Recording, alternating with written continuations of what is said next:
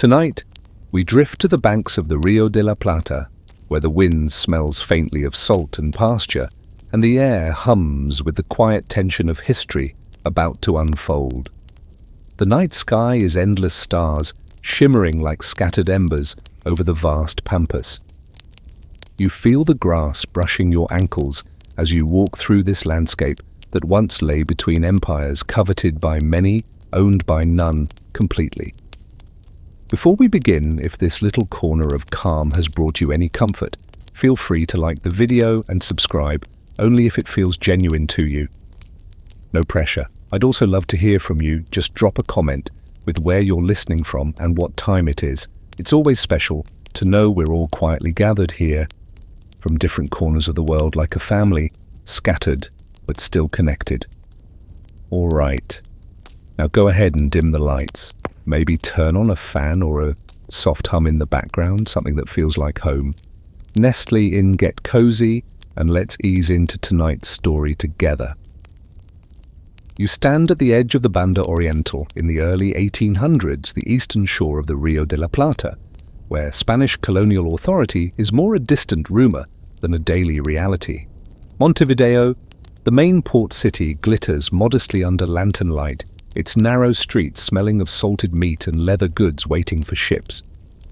Beyond the walls, the open countryside stretches endlessly dotted with estancias, where gauchos, those horseback herders, live half wild, half free. Their knives tucked into boots, their ponchos whipping in the wind. Spain claims this territory, but so does nature, and in truth, the locals answer more to their own sense of survival than to any crown. You hear whispers about contraband trade with the British smuggling mate and hides in exchange for cloth and rifles, because who really listens to Madrid's customs inspectors out here? As you walk further, you realize this land has always been a pawn in someone's game. To the west, Buenos Aires grows bold, dreaming of becoming the center of a new nation.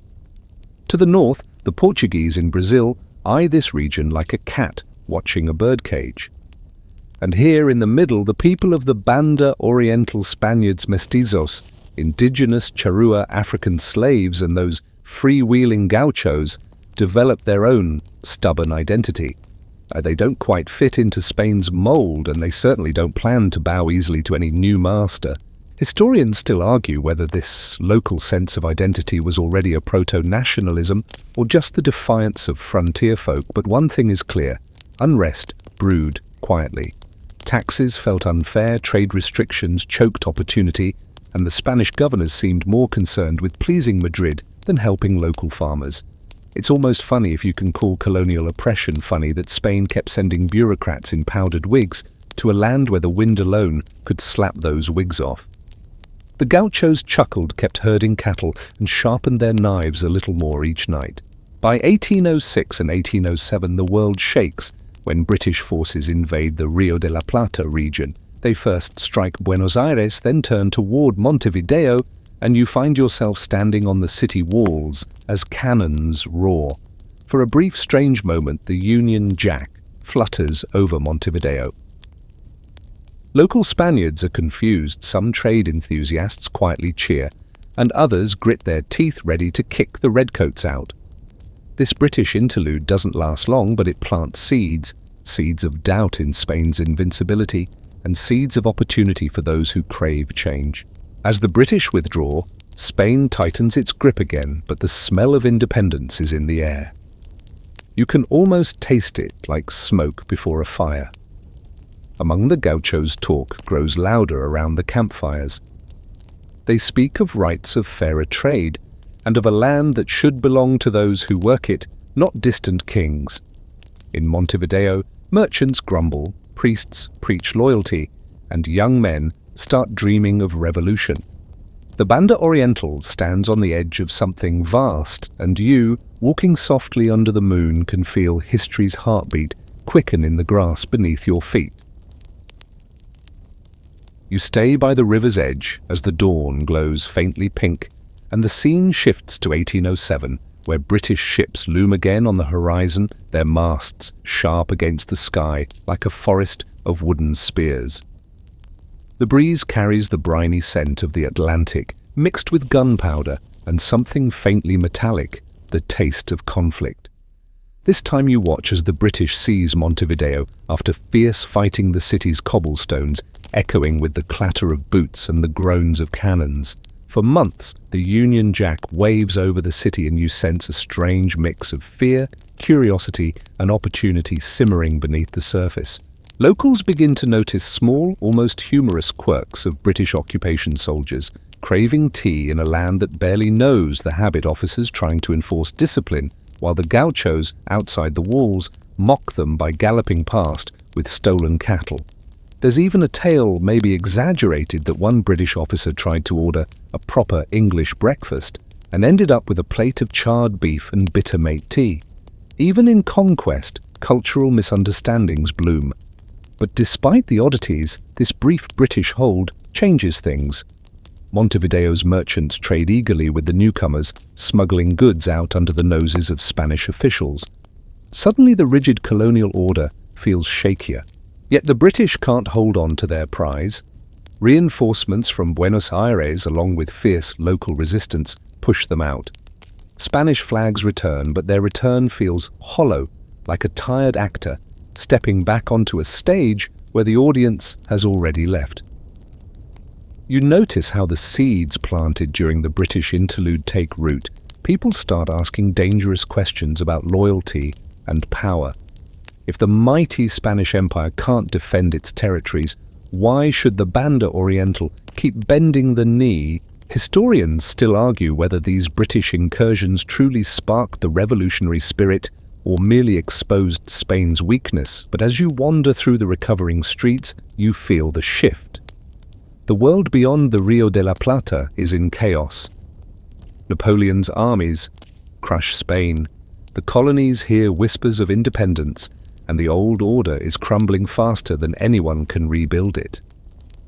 The Spanish crown, trapped in European turmoil, struggles to control its faraway lands. The Banda Oriental becomes a place of whispers and waiting. Farmers in the countryside exchange rumors under the stars Napoleon has taken Madrid.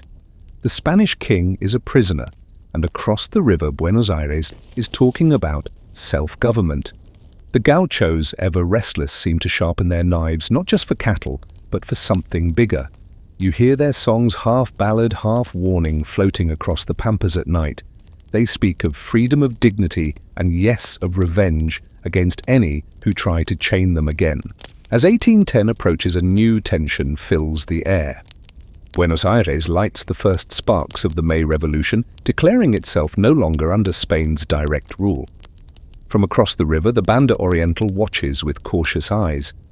You imagine standing with a group of gauchos around a smoky fire, their silhouettes flickering like ghosts as they debate. Should they join Buenos Aires, stay loyal to Spain, or carve their own path? One young man spits into the flames, muttering that none of these distant powers care about the eastern land, they only care about controlling it. The others nod slowly, their hands tightening around their knives. You stroll past Montevideo's fortifications one last time, feeling the weight of what's coming. The Spanish governors sense rebellion in the air, the merchants sense opportunity, and the people sense change, though they don't yet know what shape it will take. The city smells of leather and salted beef, but also of smoke, as if the land itself is smouldering beneath your feet, waiting for the right gust of wind to ignite it. You step into the twilight of the old order, knowing that the night ahead holds revolution heroes and betrayals. The Banda Oriental is no longer just a quiet province, it's becoming a stage where the fate of nations will be decided. You now find yourself riding across the pampas in 1811, the grasslands shimmering gold beneath a sun that feels almost too bright, as if the sky itself wants to watch what is about to unfold.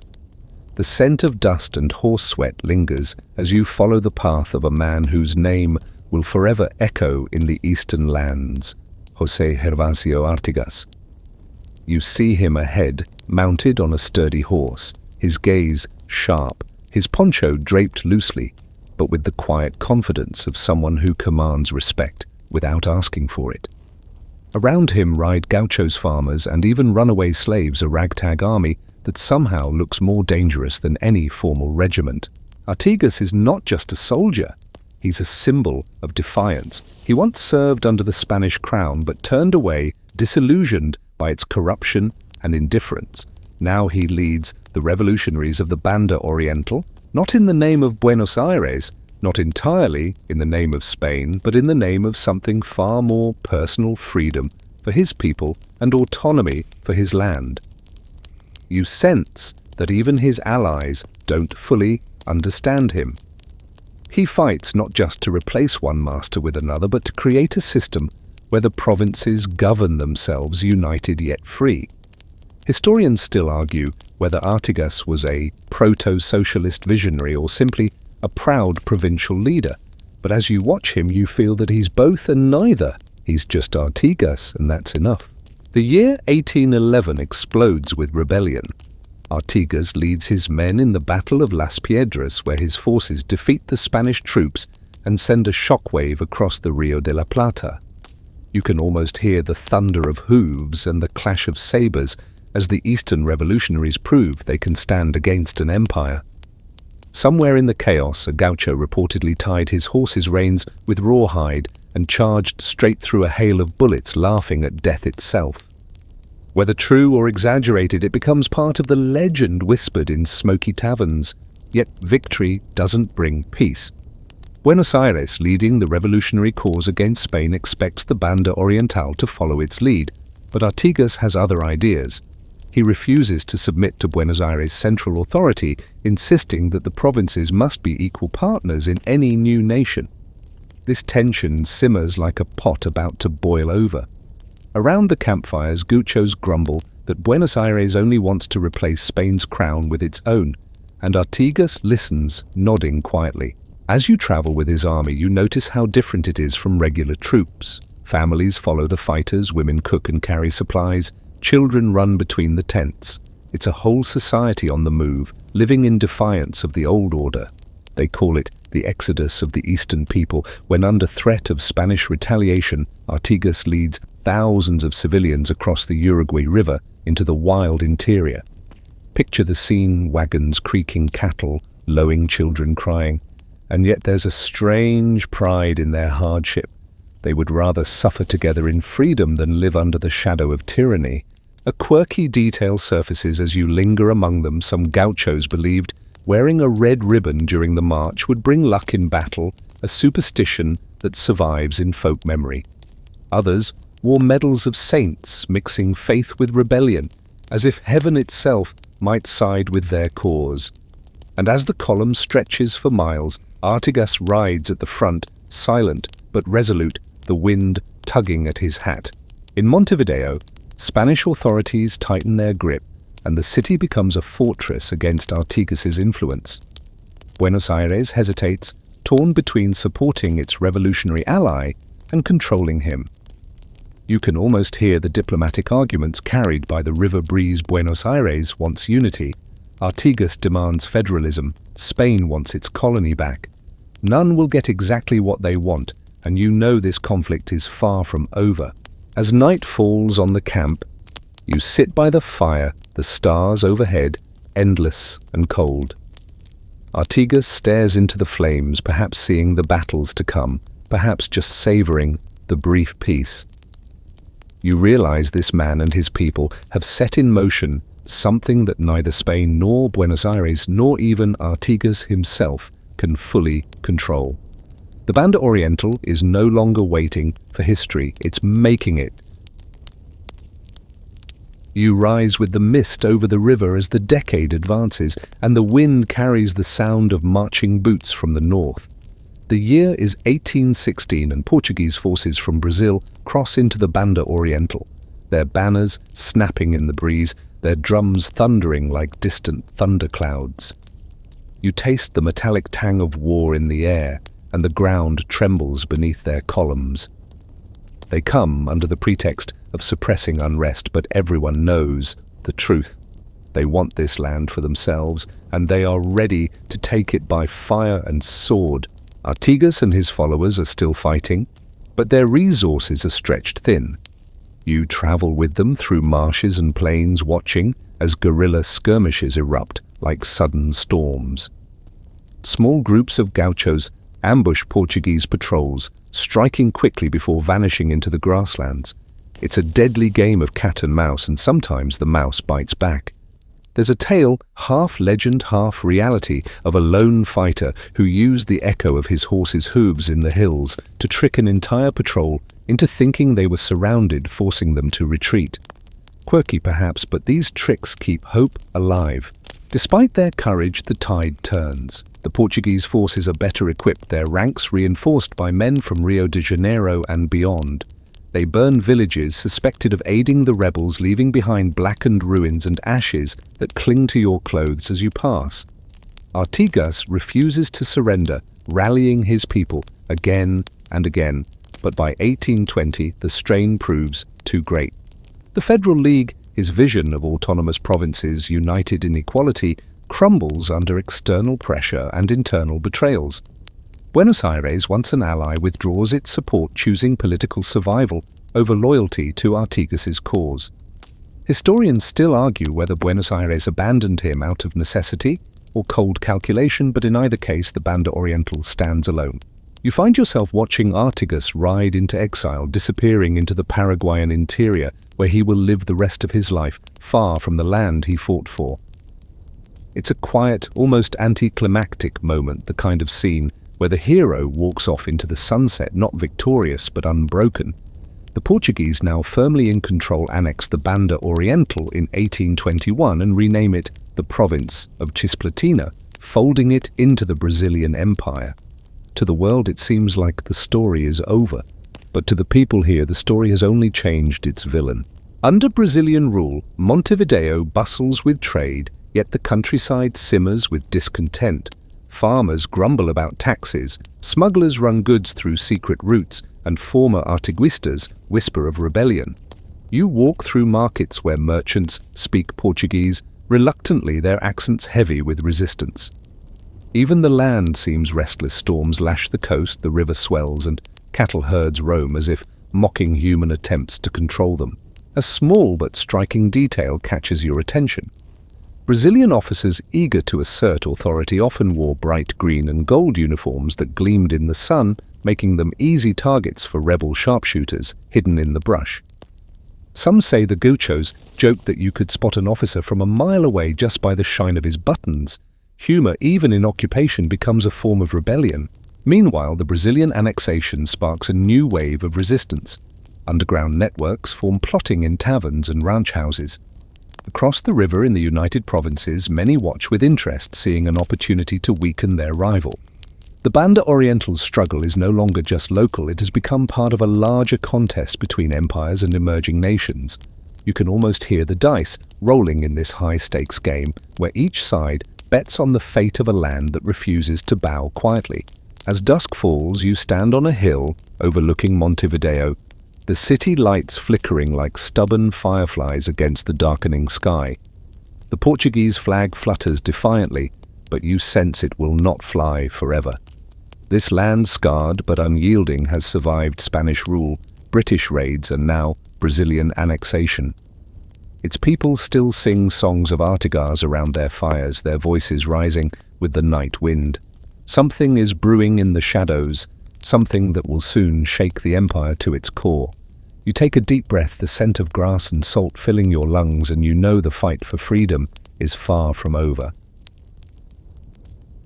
The night deepens, and as you drift toward the 1820s, the Rio de la Plata glistens under moonlight, a silver ribbon separating two restless lands. On one side lies the Banda Oriental under Brazilian control, tense and watchful. On the other, the United Provinces of the Rio de la Plata, wary yet eager to interfere. You step softly through the streets of Buenos Aires, where politicians in dimly lit rooms whisper about strategy. They see the Brazilian occupation of Cisplatina as both a threat and an opportunity, an opening to weaken their imperial rival while fostering rebellion across the river. You travel back to Montevideo, where resentment simmers. Farmers and gauchos resent new taxes, and smugglers thrive slipping goods through the night while laughing at imperial patrols. There's a rumor that a single smuggler once ferried an entire shipment of weapons hidden beneath barrels of salted fish, the stench so overpowering that Brazilian officers waved the cargo through without inspection. Whether true or not, the story spreads like wildfire, lifting spirits with its mix of humor and defiance. In the countryside, small rebel bands begin to re-emerge, many of them former Artiguistas who refuse to accept that their fight is over. They write letters to contacts across the river asking for arms supplies and perhaps even soldiers. The United Provinces, still nursing their own wounds from years of civil strife, hesitate to commit openly, yet quietly they send aid. Rifles arrive in secret shipments carried by traders who claim innocence but wink knowingly as they pass checkpoints. Historians still argue whether this support was motivated by genuine solidarity with the Eastern rebels or simply a calculated move to undermine Brazil, but either way, it keeps the flames of resistance alive. Meanwhile, in Buenos Aires, fiery speeches call for the liberation of the Banda Oriental. Newspapers print editorials painting the Brazilian Empire as a looming menace, and public sentiment swells in favor of aiding their eastern neighbors. You can almost hear the passionate cries in the plaza. The Banda Oriental is ours by blood and brotherhood, yet not everyone agrees. Some politicians fear provoking a full-scale war with Brazil. Others doubt whether the Orientals truly want to join the United Provinces at all. As you wander through rural towns in the Banda Oriental, you notice how loyalty is divided. Some wealthy landowners enjoying Brazilian trade privileges remain loyal to the empire. Others, particularly gauchos and small farmers, quietly plot rebellion. In taverns, men lower their voices when discussing the possibility of uprising, but their eyes gleam with anticipation.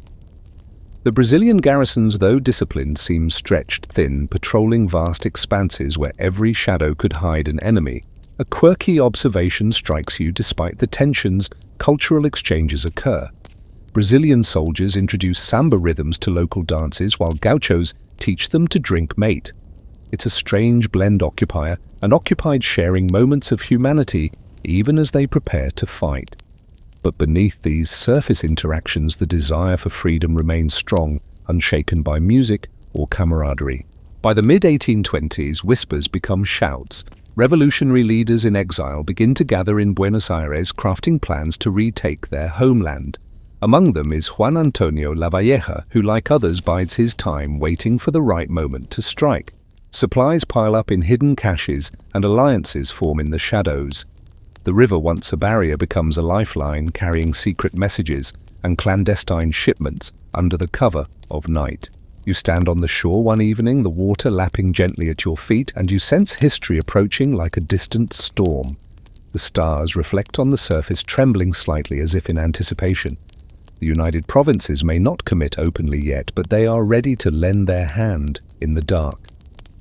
Across the water, the Banda Oriental stirs in its sleep, dreaming of revolt. And you, feeling the electric tension in the air, know that the next chapter will ignite like a spark meeting dry grass. The air feels charged as you step into April 1825, when a small band of exiles gathers on the Argentine side of the river. The wind whips at their cloaks, and you see 33 men standing proudly by the water, their faces hardened by years of struggle and loss. These are the 33 Orientales, the 33 Orientals, led by Juan Antonio Lavalleja. Their plan is daring, some might say reckless. They will cross the river at night, land on Brazilian-held soil, and spark a rebellion that will ripple across the land. You follow them as they set off under cover of darkness. The boats creak softly, the oars slice through the water, and the only sound besides the river is the steady beating of hearts. You can almost taste the tension in the air, salty and metallic, like fear mixed with determination. One fighter mutters a prayer, another jokes that if they fail, at least they'll be famous for a night. The others chuckle quietly, their laughter swallowed by the wind. It's a moment both solemn and absurd, as rebellion often is. They land on the shores of the Banda Oriental, near the Agraciada beach, the sand cool beneath their boots. The moon peers down like a silent witness. They unfurl a flag red, white and blue, the banner of Artigas, and raise it high for all to see. It's not just a piece of cloth, it's a declaration. The land they step on trembles not with fear, but with awakening. They call the locals to rise, and the countryside answers. Farmers leave their plows, gauchos, saddle their horses, and the rebellion grows from 33 to hundreds, then thousands.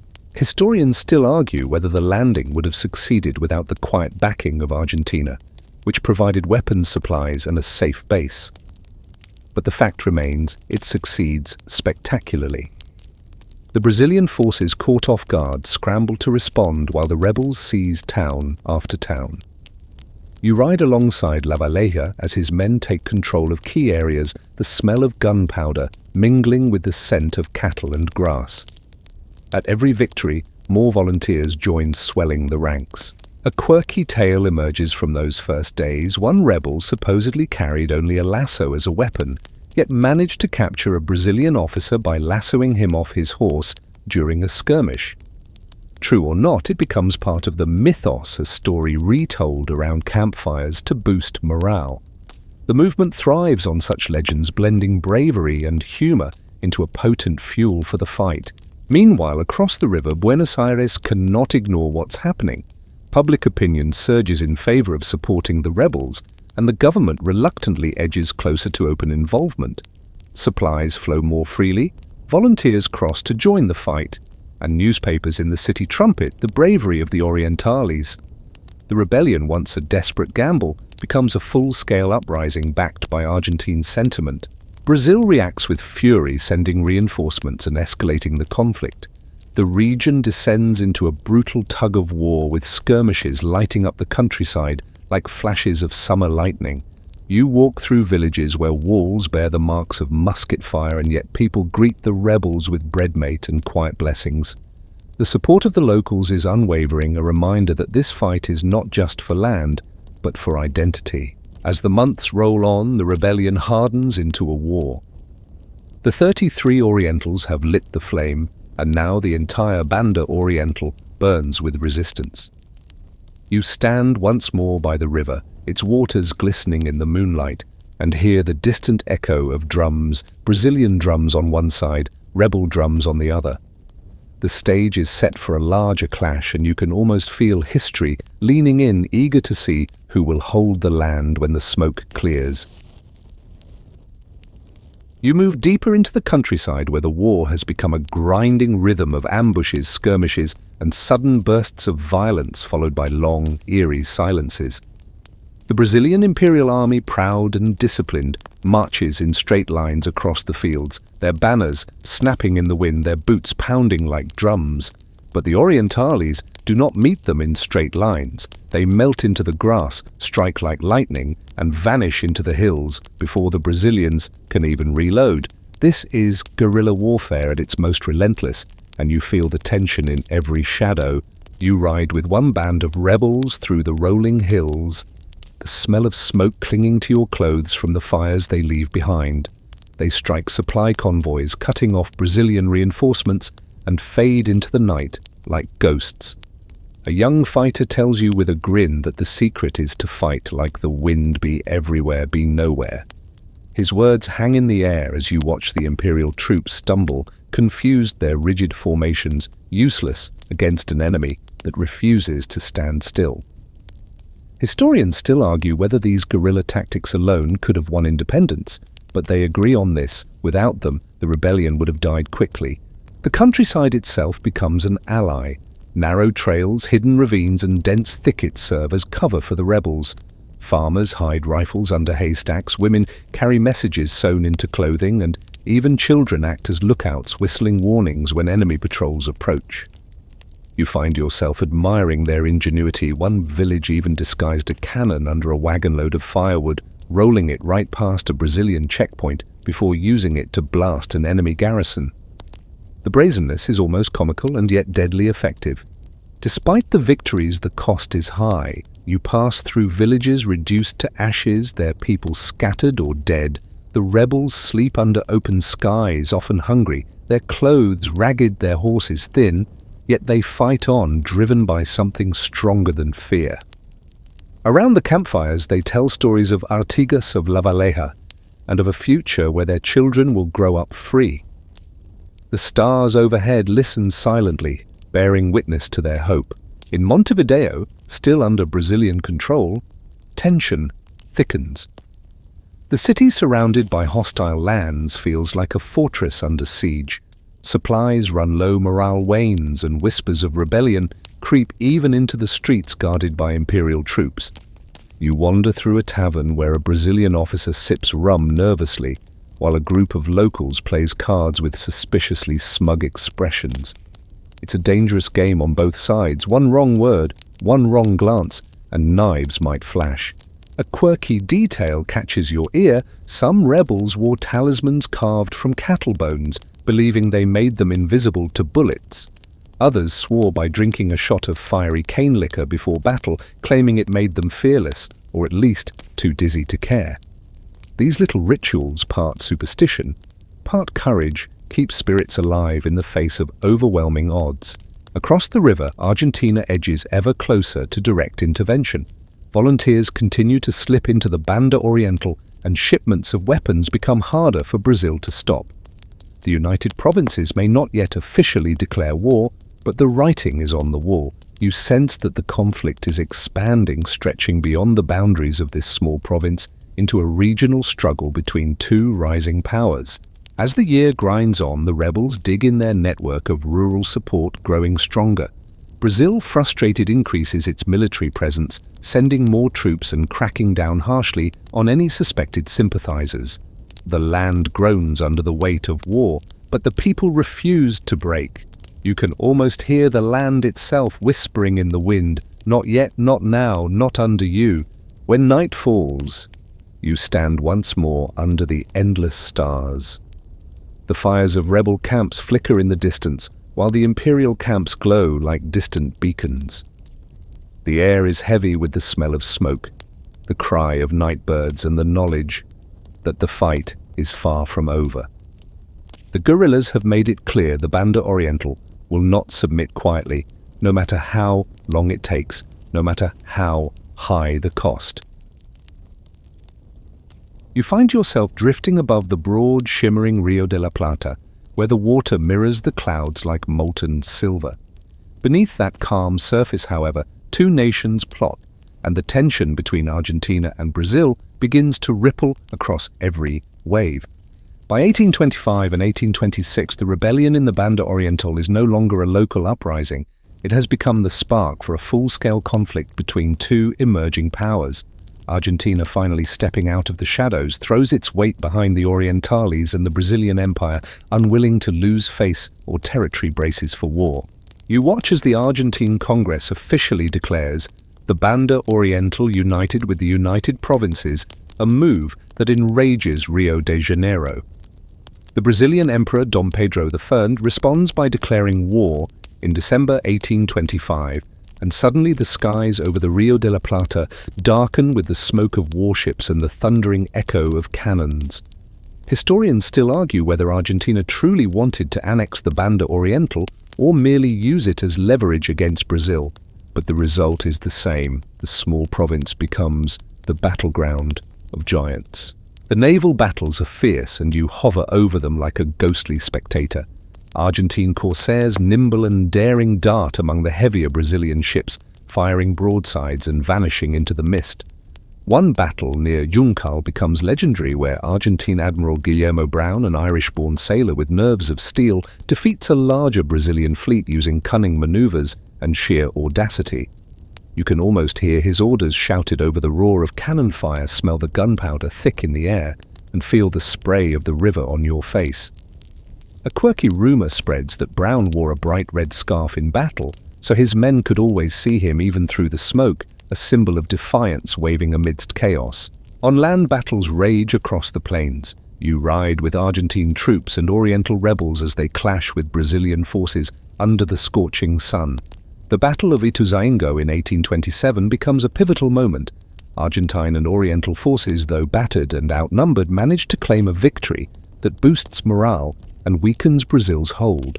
The field after the battle smells of trampled grass blood and burned gunpowder, yet you also notice small moments of humanity, soldiers from both sides offering water to the wounded, a reminder that even in war, compassion flickers faintly. The rural resistance continues its relentless pressure. Guerrillas harass Brazilian supply lines, forcing the empire to stretch itself thin.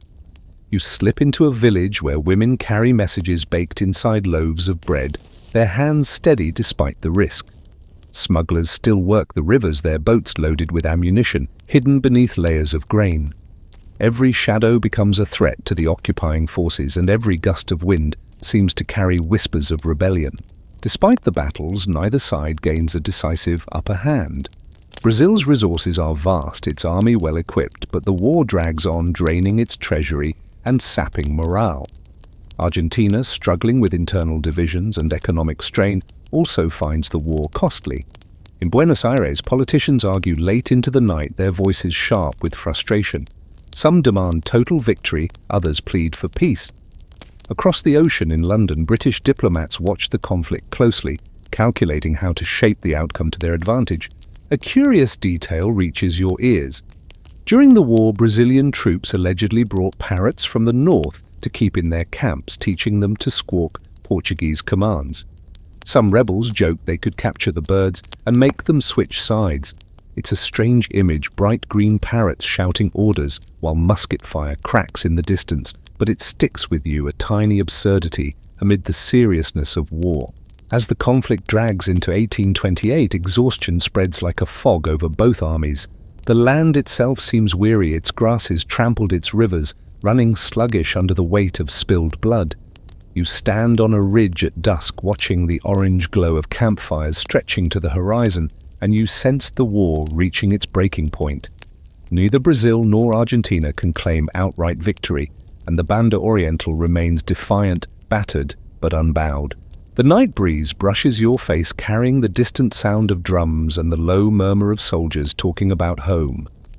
The war has drawn powerful players to this small land, yet its future still hangs in the balance. Somewhere out there, in the shadows of negotiation, a new chapter is being written, not with sabers or cannons, but with words and treaties. You close your eyes and let the cool wind whisper to you, the end of this war is near, but the birth of a nation is still to come. You drift toward the summer of 1828, where the sharp clash of swords gives way to the soft rustle of papers in faraway rooms. After years of blood and exhaustion, both Brazil and Argentina begin to realize that neither can bend the Banda Oriental fully to their will. Their soldiers have fought bravely, but their treasuries bleed gold faster than armies can win ground.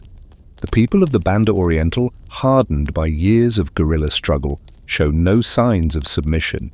And so, in the way wars often end, the battlefield falls silent while diplomats sharpen their pens instead of their sabers. Your perspective floats across the Atlantic to London, where the British, with their typical mix of calculation and polite smiles, insert themselves as mediators. Britain's merchants crave stability along the Rio de la Plata. They need trade, not endless war. They gently pressure both sides, offering the promise of peace, while ensuring their own commercial interests remain secure. Historians still argue whether Britain acted out of benevolence or sheer economic self-interest, but as you listen to the hushed conversations in dimly lit drawing rooms, the latter seems more convincing. Negotiations begin in earnest. The Brazilian delegation, dressed in elegant uniforms, carries themselves with imperial pride, but also a hint of weariness.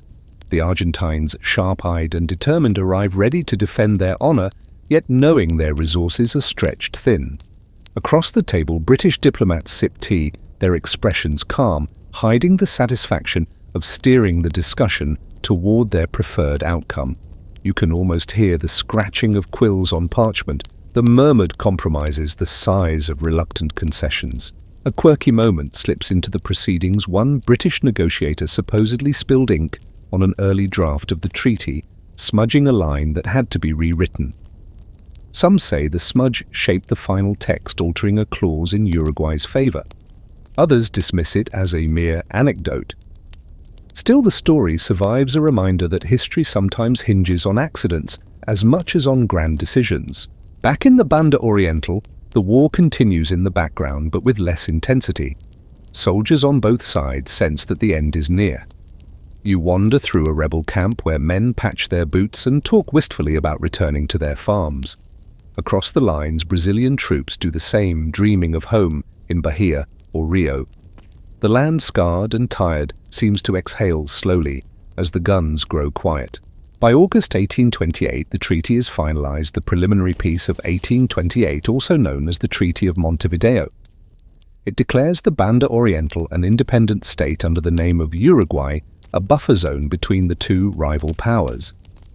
Neither Argentina nor Brazil gets exactly what it wanted, but both accept the compromise rather than continue a war neither can win. Britain, of course, smiles quietly, having secured peace in a region crucial to its trade. You stand in Montevideo as word of the treaty spreads. Bells ring, flags wave, and people pour into the streets. For the first time in decades, the city celebrates not survival, but the birth of a new nation. Yet beneath the celebrations there is also caution.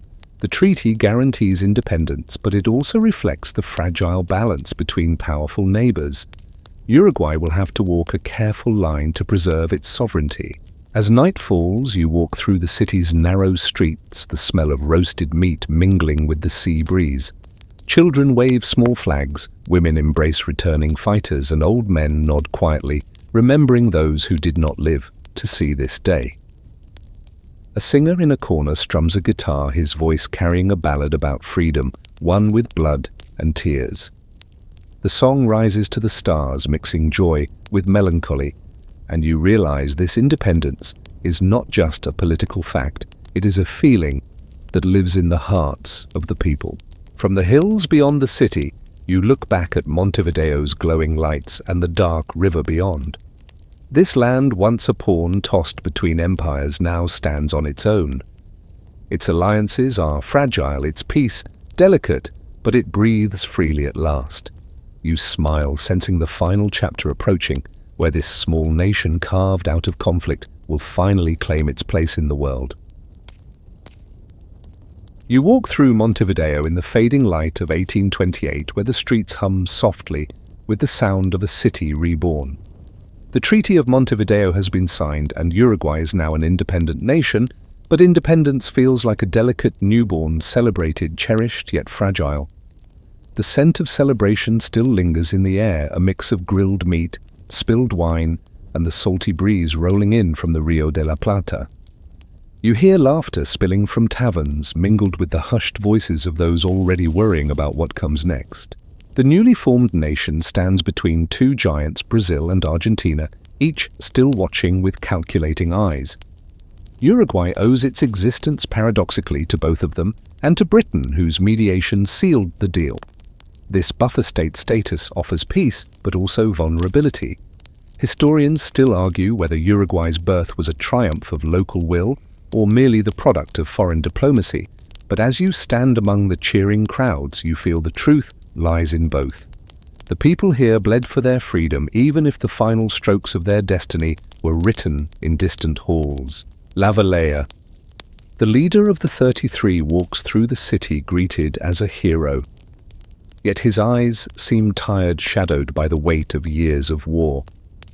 He knows the independence he fought for will require constant vigilance. Artigas, in distant exile, never returns to see this day, but his spirit hovers over every flag waved in the streets, every song sung in the plazas. The gauchos, the farmers, the smugglers who carried rifles under sacks of grain, all their sacrifices are woven into this fragile victory. You pass by the countryside where the scars of war are still visible. Burned-out farmhouses stand beside new ones being rebuilt. Horses graze on fields where battles once raged, as if the land itself has chosen to heal. Farmers sow seeds with quiet determination, and you sense that life, stubborn as always, will reclaim what war tried to take. A quirky rumor circulates that some families kept pieces of the rebels' old banners as good luck charms, stitching them into clothing to ensure Uruguay's freedom would never be forgotten. In the months that follow, Uruguay begins to shape itself, a constitution is drafted, a government takes root, and the people cautiously step into the unknown. There are disputes, power struggles, and the lingering influence of its neighbors, but also a growing sense of identity. You see young men riding proudly under the new flag, women teaching children the songs of Artigas, and merchants opening shops with hopeful smiles. Independence may be fragile, but it is alive. You stand on the shore at dusk, where the Rio de la Plata meets the sea, and watch the horizon glow with the last light of day. The waves lap gently at your feet, as if whispering the stories of all who fought and dreamed for this land. The wind carries the faint strains of a guitar, playing a melody both sweet and sorrowful, and you realize this small nation, born of conflict and compromise, has carved a place for itself in the world. Uruguay will endure, not because it is powerful, but because its people are stubbornly, beautifully resilient. As the stars appear overhead, you take a deep breath, feeling the cool night air wrap around you. The story slows, softens, and you let yourself sink into the quiet peace of the moment. The fires of rebellion have faded, but the light of independence burns steady, a beacon against the dark.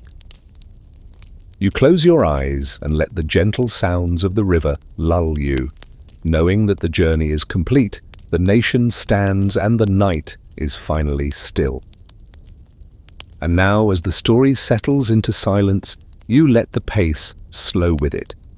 The voices of the past grow faint, like echoes carried away by the wind, and the bustling streets of Montevideo fade into the distance.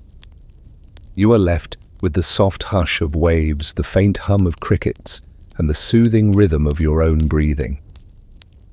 Each moment stretches longer, smoother, as if time itself is unwinding like a gentle thread. The fires that once raged across the pampas have cooled to embers glowing faintly beneath the stars. The drums of war have fallen silent, replaced by the quiet music of the night.